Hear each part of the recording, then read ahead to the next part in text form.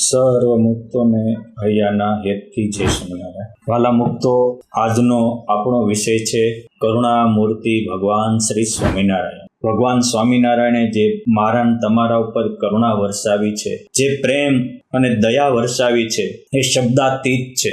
હજી આકાશના સીમાડા હોય, સમુદ્રના સીમાડા હોય, પરંતુ પુરુષોત્તમ નારાયણની કરુણાના સીમાડા નહોતા. એ રંકથી રાજા સુધી તમામ ઉપર અનરાધાર વર્ષી હતી. આવી કરુણા મૂર્તિ ભગવાન સ્વામિનારાયણના કરુણાના 2-5 પ્રસંગો બહુ ટૂંકમાં કહું છું. ભગવાન સ્વામિનારાયણ વડતાલમાં હતા. એક ભાઈ આવીને કહે છે, પ્રભુ, અન્ન વસ્ત્ર વિના તકલીફ પડે છે, ક્યારેક પરિવારના માટે પોષણની તાણ પડે છે, કરુણા કરો. મહારાજ કે, ધનનો ભંડાર તો કુબેર પાસે છે, જા તું પણ કુબેર જેટલો ધનવાન થા. આ લૌકિક કરુણા છે. ભગવાનની લૌકિક અને અલૌકિક બંને પ્રકારની કરુણા હોય. એ કોઈ દુખ્યો આવે અને તરત એની ઉપર આટલી કરુણા વરસાવે અને ઊંચું માથું રાખીને હાલતા કરી દે.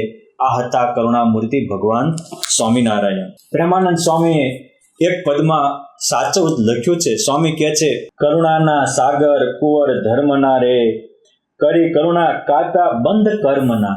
આ કર્મના બંધન કાપવા એ બહુ મોટી વાત છે. મુક્તાનંદ સ્વામી પણ આરતીમાં અંતે કહે છે, આ અવસર કરુણા નિધિ કરુણા બહુ કીધી. થોડી કરુણા નહીં, કરુણા નિધિએ અતિ અતિ અતિ કરુણા કરી છે. જેમ સ્વામિનારાયણ ભગવાન સર્વોપરી છે, એનું સુખ સર્વોપરી છે, એનું ધામ સર્વોપરી છે, એનું સામર્થ્ય સર્વોપરી છે, એ જ રીતે પુરુષોત્તમ નારાયણની કરુણા પણ સર્વોપરી છે. અને સર્વોપરી કરુણાને કારણે જ કરોડોના કર્મના બંધન છૂટી ગયા છે. બાકી કર્મના બંધન છોડવા એ છોકરાના ખેલ નથી. આના પિતા દશરથજીને પણ કર્મ અનુસાર પુત્ર વિયોગે મૃત્યુ થયું હતું. ઋષભદેવ ભગવાનના દીકરાને પણ કર્મને અનુસારે મૃગના દેહ થવું પડ્યું હતું. અને સુરાસુંદરીમાં ફસાયા તો કૃષ્ણ ભગવાનના દીકરાઓને પણ અંતે દુર્ગતિ થઈ હતી. ત્યારે સ્વામિનારાયણ ભગવાનને ગાદીએ બેઠા અને પોતે એવા વરદાન માગી કરોડોના કર્મના બંધ ઉપર પોતા ફેરવી દીધા. લેખ ઉપર મેખ મારી કર્મ ઉપર કૂચડા ફેરવી અને એના બંધનથી છોડાવ્યા. એક ભુજનો વાણિયો હોય અને ભગવાનની પાસે આવે અને બગડેલું નાળિયેર આપે. ભગવાન કે, શેઠ, નાળિયેર બગડેલું છે. નાળિયેર ભલે બગડેલું હોય, તમે તો સાચા છો ને. અને અંતકાળે પુરુષોત્તમ નારાયણ ખોટું નાળિયેર આપનારાને સાચા પુરુષોત્તમ નારાયણ તેડવા આવે. આ કર્મના બંધન છોડાવ્યા. એક ભગવાન સ્વામિનારાયણ મંદિર કરતા હોય અને એક માજી કૂતરાને મારવા માટે પાણો નાખે અને દળદળતો પાણો ગઢપુર મંદિરના પાયામાં પડે, એને પણ પુરુષોત્તમ નારાયણ તેડવા આવે. આ કર્મના બંધ છોડાવ્યા. કેટલા કર્મના બંધ! એ સારંગપુરના વાઘા ખાચર ને જીવા ખાચર બંને ગરીબ ભાઈઓ હતા. આર્થિક સ્થિતિ નાજુક હોવાથી પોતાની ખેતરમાં થયેલા કપાસમાંથી એના કાંતી અને એક ચાદર લાવ્યા. એ વખતે ભગવાન સ્વામિનારાયણને લોકો હજારો રૂપિયાની કિંમતી વસ્ત્રાભૂષણો આપતા હતા. ત્યારે આવું જે કોટન કે ટેરીકોટનું કે એવું કાપડ આવે ખાદીનું, એ રૂપિયાનું 5-7 મીટર મળતું. ત્યારે જરકસી કે કિનખાબના એ હજાર રૂપિયાના 700 રૂપિયાના મીટર મળતા.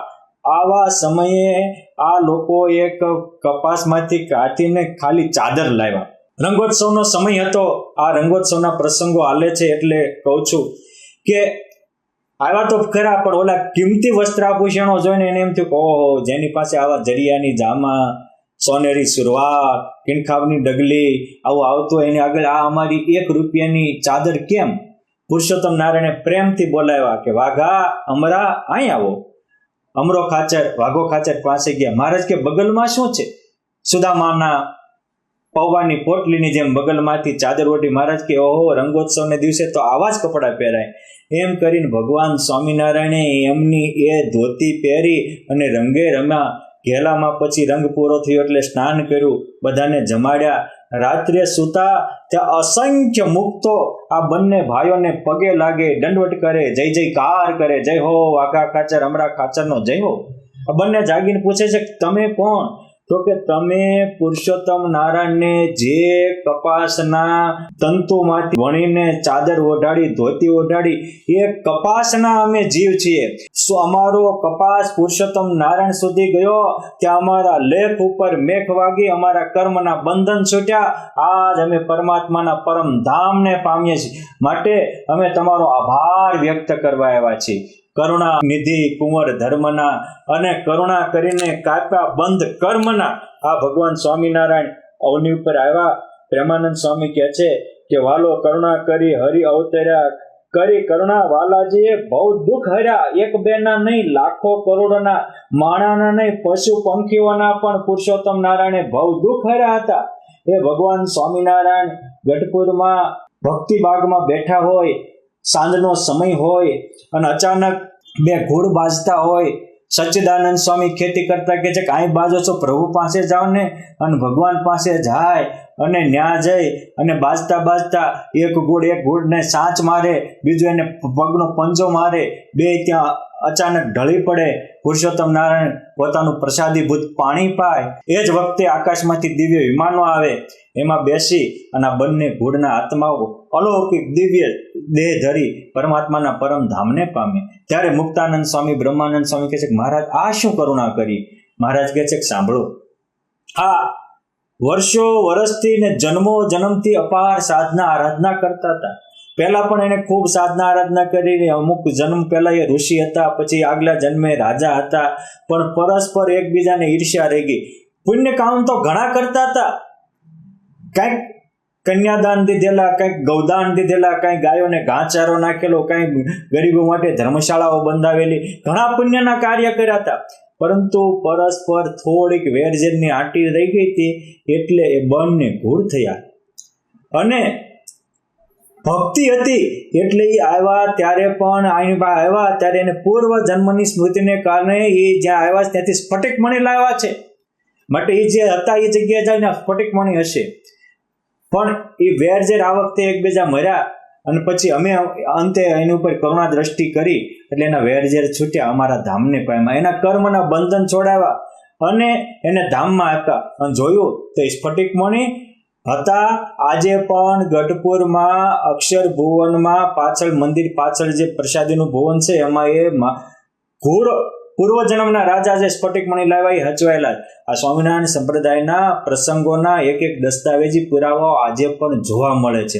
એટલે અહીંયા પ્રેમાનંદ સ્વામી પોતાની નજરે નિહાળેલો, આંખે દેખેલો અહેવાલ કરે છે કે આ સ્વામિનારાયણ ભગવાન કેવા છે? તો કે છે કે વાલો કરુણા કરી હરિ અવતર્યા અને કરી કરુણા વાલાજીએ ભવના દુઃખ હર્યા. અતિ કરુણામય છે જો એની મૂર્તિ રે, પ્રેમી જન નવ મેલે એક ઘડી ઉરથી.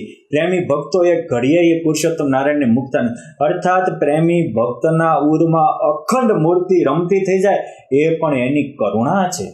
એ નિમાનંદ સ્વામી વડતાલમાં હરિકૃષ્ણ મહારાજ પાસે એક ટસે નિશોન્મેષ તાટક વૃત્તિથી જોતા હોય, પાછળ સમર્થ મૂર્તિ, ઐશ્વર્ય મૂર્તિ, અક્ષર મૂર્તિ ગોપાળાનંદ સ્વામી આવીને ઉભા રહે તો પણ એ મૂર્તિમાં તલ્લીન હોય.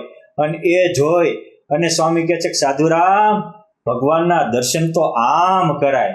અને જ્યાં આમ ગોપાળાનંદ સ્વામી બોલે તે મંદિરમાં રહેલી મૂર્તિ એના અંતર મંદિરમાં રમતી થઈ જાય અને એનો હૈયો આનંદથી ભરાઈ જાય. આ રીતે એક બે ના નહીં, હજારોના હૈયામાં મૂર્તિ રમતી કરી દીધી. એ પણ એની કરુણા છે. આપણે પણ એ કરુણા મૂર્તિની કરુણા પામશું ત્યારે જ આપણા આત્મામાં પરમાત્મા રમતા થશે. એટલે યોગાનંદ સ્વામી કહે છે કે મહારાજે સુખ આપતા એ સુખની શી કહું વાત, કહી નથી જાતી અને એ સુખ સંભાળતા આજ ફાટે મારી છાતી. આમ સંતોને એવા મહારાજ સુખ આપતા હતા કે સુખ સંભાળતા એને કામ નીકળી જાય, ક્રોધ નીકળી જાય, લોભ નીકળી જાય. અરે બ્રહ્માનંદ સ્વામી તો રજોગુણની મૂર્તિ હતા, એટલે તો રાજ રજવાડાને રીઝવતા હતા. પણ ગઢપુરમાં આવે અને પુરુષોત્તમ નારાયણની મૂર્તિને નિહાળે, કરુણા મૂર્તિ એના બધા જ સંકલ્પ પૂર્ણ કરે. અને આમ જ્યાં મહારાજ સામું જોવે ત્યાં આજની ઘડી રે ધન્ય આજની ઘડી મેં નિરખ્યા સહજાનંદ ધન્ય આજની ઘડી. અને પછી લખે કે કામ ક્રોધ લોભ વિષય ના શકે નડી. શું કામ નથી નડતા? મને તમને તો નડે છે. આપણે પુરુષોત્તમ નારાયણના થયા છીએ, એને શું કામ નથી નડતા? તો ઉત્તર આપે છે કે માવજી કેરી મૂર્તિ મારા હૃદયમાં ખડી. મારા બાપ મૂર્તિ માત્ર સિંહાસનમાં ખડી રહેશે ત્યાં સુધી દોષ નડશે, પણ જ્યારે હૃદયમાં ખડી થશે, રહ્યું છે મારા હૃદયમાં રૂપ તમારું, હારે મેં તો કાઢી નાખ્યું બીજું બાળું, રહ્યું છે મારા હૃદયમાં રૂપ તમારું. જેમ કોઈ ભરેલું પાત્ર હોય એમાં બીજું નાખો તો ઓલું છલકાઈ જાય ને બહાર નીકળી જાય, એમ જેથી આત્મામાં પરમાત્માની મૂર્તિ આવશે તેથી બધા દોષો દેહભાવ નીકળી જશે. અહીંયા સ્વામી કહે છે કે પ્રેમી જન નવ મેલે ઘડી ઉરથી પ્રેમી જનના હર્ષ વર્તે છે. અતિ કરુણામય છે એની વાતડી, સાંભળીને ઠરે મારી છાતડી. અતિ કરુણામય છે એની આખડી, જાણે શરદ કમળની પાંખડી. અતિ કરુણામય વાલાની ચાલ, પ્રેમાનંદ નિરખીને થાય નિત્ય નિહાલ.